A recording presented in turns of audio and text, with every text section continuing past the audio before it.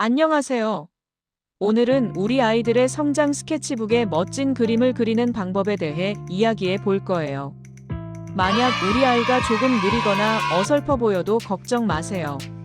몸으로 신나게 놀아주는 것이 가장 좋은 답이랍니다. 왜냐하면 우리 아이의 몸이 바로 뇌와 똑같거든요. 몸이 건강해야 뇌도 똑똑해진답니다. 우리 뇌와 몸은 정말 특별한 친구 같아요. 서로 떨어질 수 없는 사이죠. 뇌는 몸이고 몸은 곧 뇌라고 할 수 있어요. 특히 아기 때부터 어릴 때까지는 뇌가 엄청나게 빠르게 자라는 아주 중요한 시간이에요. 이때 가장 중요한 건 바로 몸으로 직접 여러 가지를 경험하는 거예요. 몸을 많이 움직이면 움직일수록 뇌 속의 생각 주머니가 더 튼튼하게 만들어져요.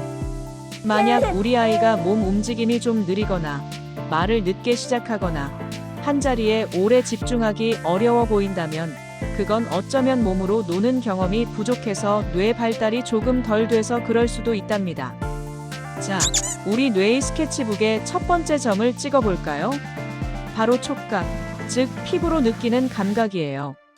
우리 몸에서 가장 넓은 부분을 차지하는 피부는 세상을 만나는 첫 번째 창문이랍니다.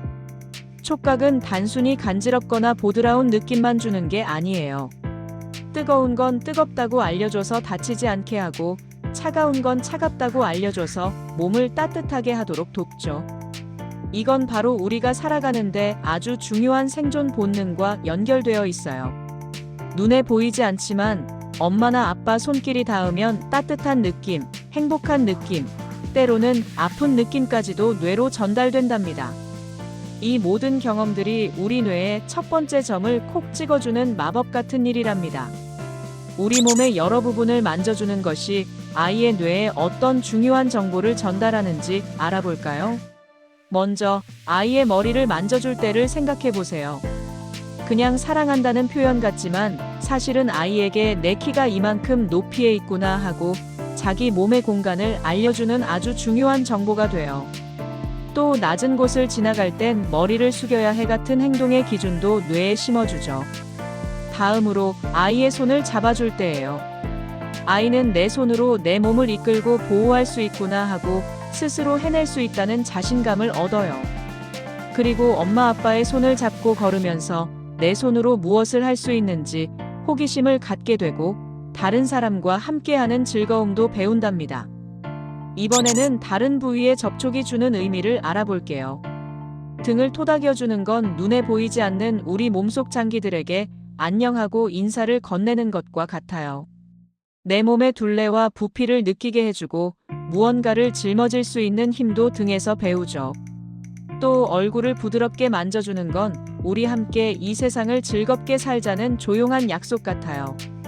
입술에 뽀뽀를 해주면 입술이 마음을 표현하는 소중한 도구라는 걸 알려주고요. 아이는 움직이는 입술을 보며 말을 할 수 있다는 용기를 얻고 맛있는 음식을 오물오물 씹는 식욕도 키운답니다. 마지막으로 꽉 안아주는 포옹은 넌 정말 멋진 몸과 똑똑한 뇌를 가졌어라고 온몸으로 말해주는 거예요. 아이에게 내가 정말 소중한 존재라는 확신을 심어준답니다. 이렇게 하나하나 찍히는 점들이 모여 선이 되고 그 선들이 모여 면이 되면 아이는 비로소 자기 몸을 입체적으로 인식하게 돼요. 이걸 바로 신체 지도라고 불러요. 우리 아이는 매일매일 자라잖아요. 키가 크고 몸속 장기들도 커지는데 뇌가 이 모든 변화를 잘 알고 업데이트하려면 끊임없이 몸과 접촉하는 경험이 필요해요. 이런 접촉은 크게 세 가지 길을 통해서 이루어진답니다. 첫째는 엄마 아빠처럼 다른 사람과 몸을 맞대는 접촉이고요. 둘째는 스스로 몸을 움직이면서 자기 몸끼리 접촉하는 거예요. 마지막 셋째는 주변의 물건들이나 환경과 몸이 닿는 접촉이랍니다.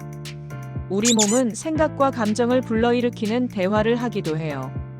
감각이 생각을 이끌고 생각이 감정을 만들고 감정이 행동으로 이어진다는 말이 있어요. 예를 들어볼까요? 만약 계단에서 넘어져서 무릎이 아프다면 이건 감각이죠. 그럼 우리 뇌는 계단은 조심해야 하는구나 하고 생각해요.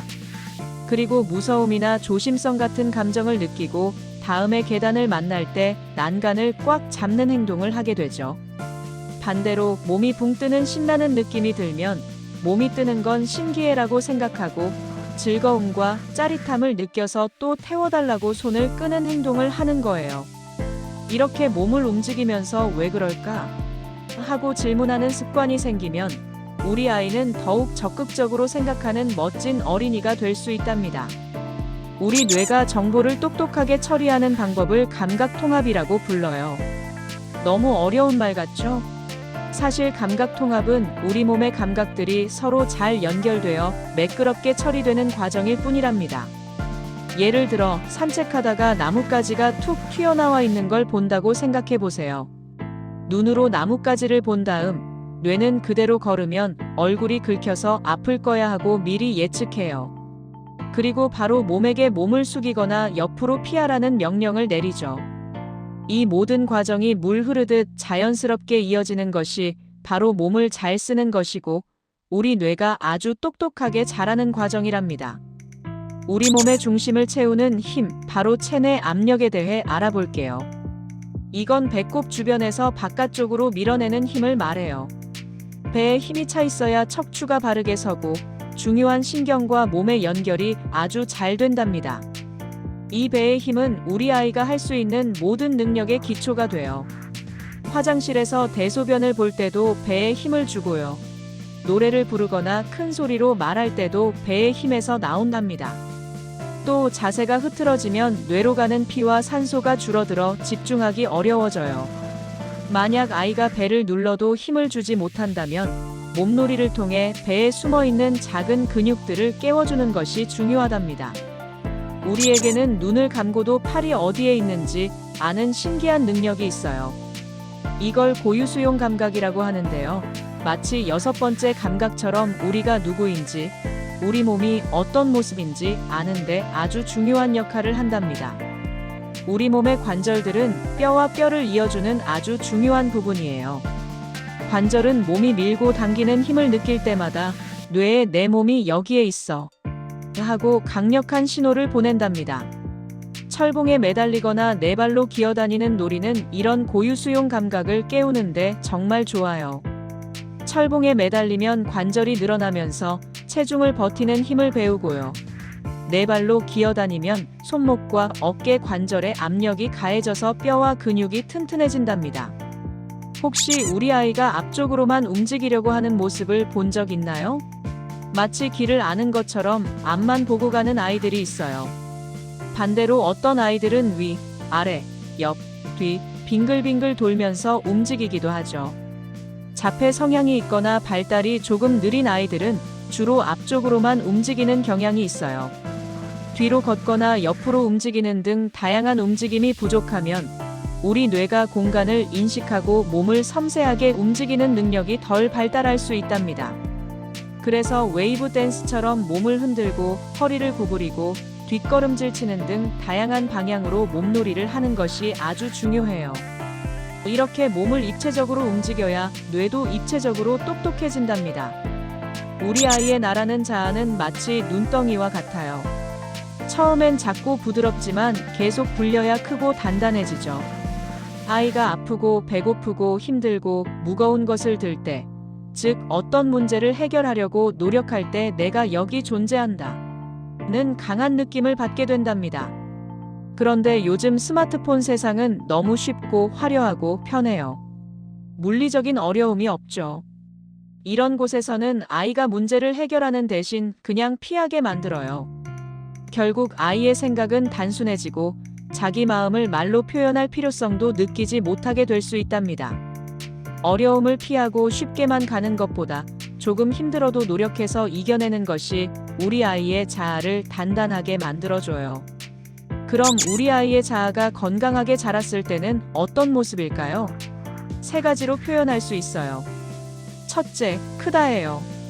목소리도 크고 행동하는 범위도 넓어요. 펑펑 울기도 하고 배꼽 빠지게 웃기도 하면서 작은 행동부터 큰 행동까지 모든 것을 경험하고 표현하죠. 둘째, 세다예요. 자기 생각과 좋아하는 것, 싫어하는 것이 분명해서 싫으면 싫다고 온몸으로 표현할 수 있는 힘이 있답니다. 셋째, 많다예요. 표현하고 싶은 마음과 이야기가 가득해서 생각과 감정도 다양해지고 다른 친구들과 나눌 이야기도 넘쳐나는 거죠. 이런 아이들이 바로 건강한 자아를 가진 멋진 친구들이랍니다. 자, 그럼 지금 바로 할 수 있는 야생의 몸놀이를 함께 해볼까요? 첫 번째는 소리 지르기예요. 야호, 아바바바 하고 아주 크게 소리 질러봐요. 두 번째는 입 크게 벌리기. 하마나 악어처럼 입을 쩍 벌려서 입속을 자랑해보세요.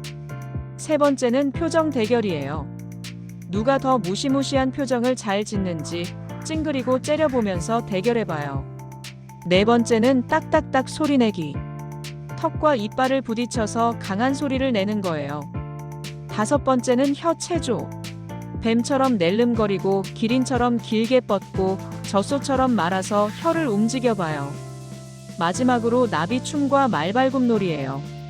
팔을 크게 휘저어 나비처럼 날아다니고 발로 이리저리 눕고 빠르게 차면서 말발굽 소리를 내는 거예요. 어때요? 정말 재미있겠죠? 오늘 우리가 나눈 이야기처럼 아이의 몸이 변하면 아이가 세상을 바라보는 시선도 완전히 달라진답니다. 엄마 아빠의 접촉은 정말 마법 같은 주문과 같아요.